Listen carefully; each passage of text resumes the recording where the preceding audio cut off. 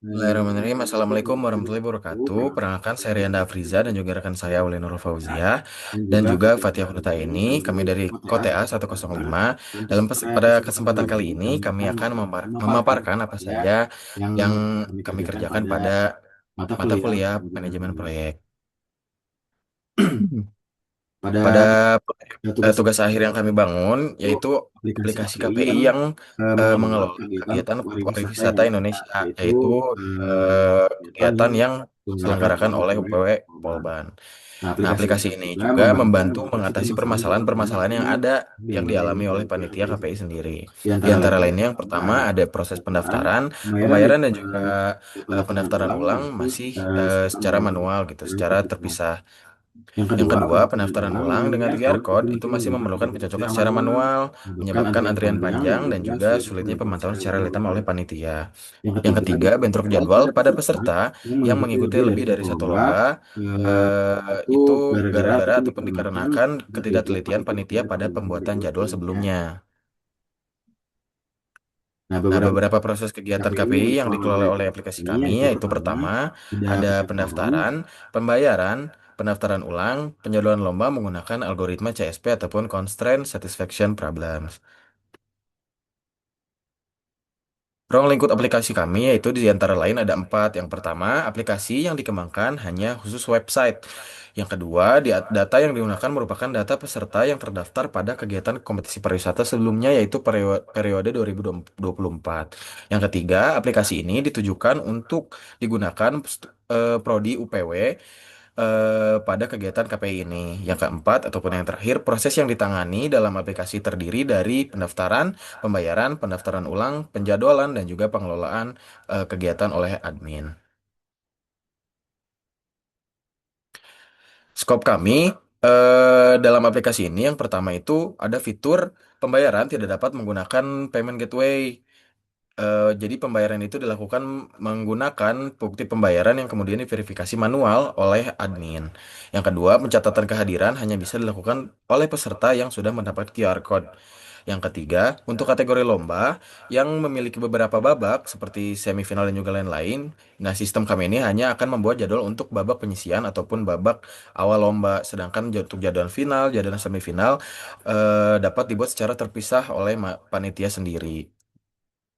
Baik, di sini saya akan menjelaskan tentang pengelolaan proyek.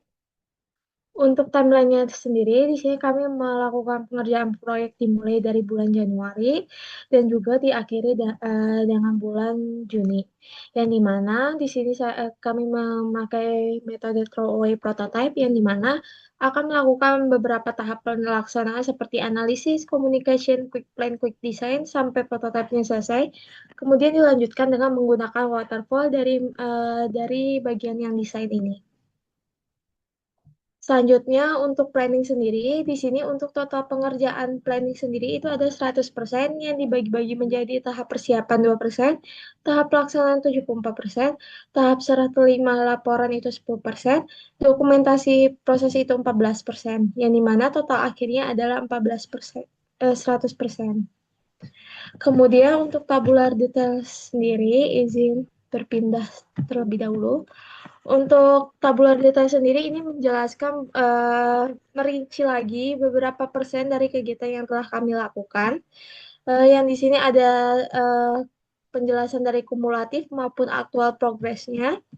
Kemudian untuk kegiatan yang dari seminar 3 ke bawah telah kami lakukan sesuai dengan timeline yang sudah kami buat. Akan tetapi untuk bagian seminar, pengerjaan dari seminar dan seminar 3 ke atas itu mengalami keterlambatan dikarenakan untuk pengerjaan seminar 3 kami sendiri itu ada keterlambatan dikarenakan beberapa hal yang dimana berdampak pada beberapa kegiatan seperti testing yang belum ada kami lakukan dan juga deliver aplikasi. Kemudian,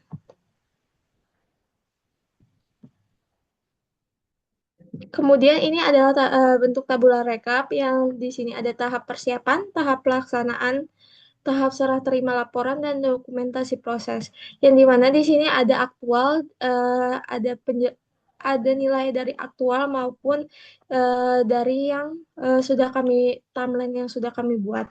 Kemudian Untuk sumarinya itu sendiri, untuk pengerjaan itu sudah dari yang timeline sendiri sudah berjumlah 100%.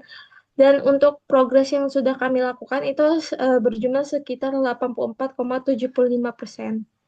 Kemudian di sini ada bentukan S-curve yang telah kami miliki. Di sini ada beberapa yang bentuk yang tidak sama dikarenakan adanya beberapa keterlambatan seperti seminar 3 yang sudah saya jelaskan sebelumnya. Kemudian untuk pengerjaan proyek sendiri, untuk bagian monitoringnya kami menggunakan Taiga untuk melakukan monitoring apa yang sudah kami lakukan. Kemudian untuk penjelasan selanjutnya akan dilanjutkan oleh rekan saya. Baik, di sini saya akan menjelaskan mengenai risk proyek pada kelompok kami. Next,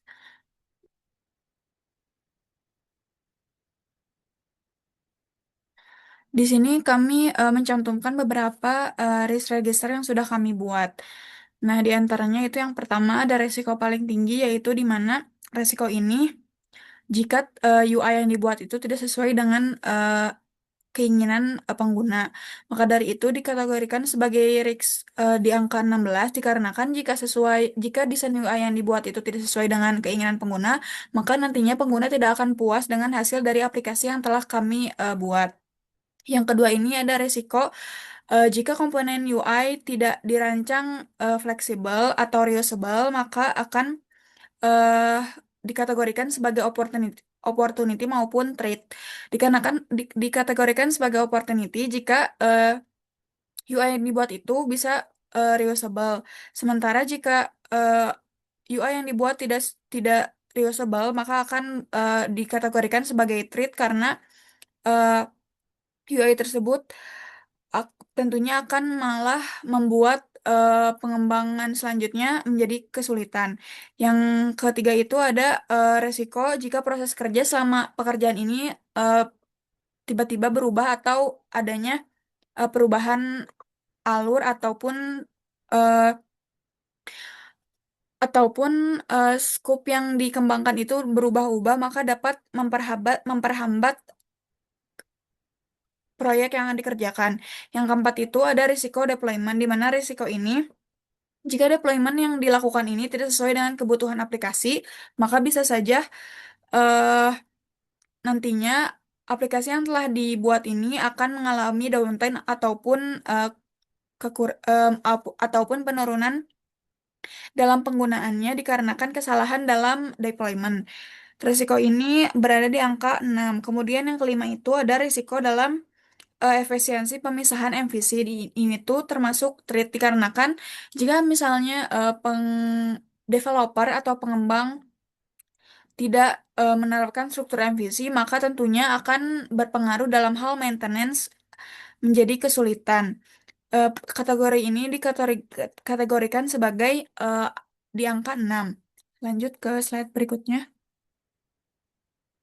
Adapun luaran yang dihasilkan dalam kelompok TA kami ini, yang pertama ada luaran dokumen, di mana luaran dokumen ini diantaranya ada dokumen Software Requirements Specification atau SRS, yang kedua ada laporan tugas akhir, dan ada dokumen testing yaitu berupa functional testing dan juga UAT. Lanjut, di sini ada luaran aplikasi. Di sini ada luaran aplikasi beberapa gambarannya yang telah kami implementasikan, yaitu di mana ada desain untuk pengguna maupun admin. Lanjut, mungkin sekian presentasi dari kelompok kami. Mohon maaf bila ada kesalahan. Wassalamualaikum warahmatullahi wabarakatuh.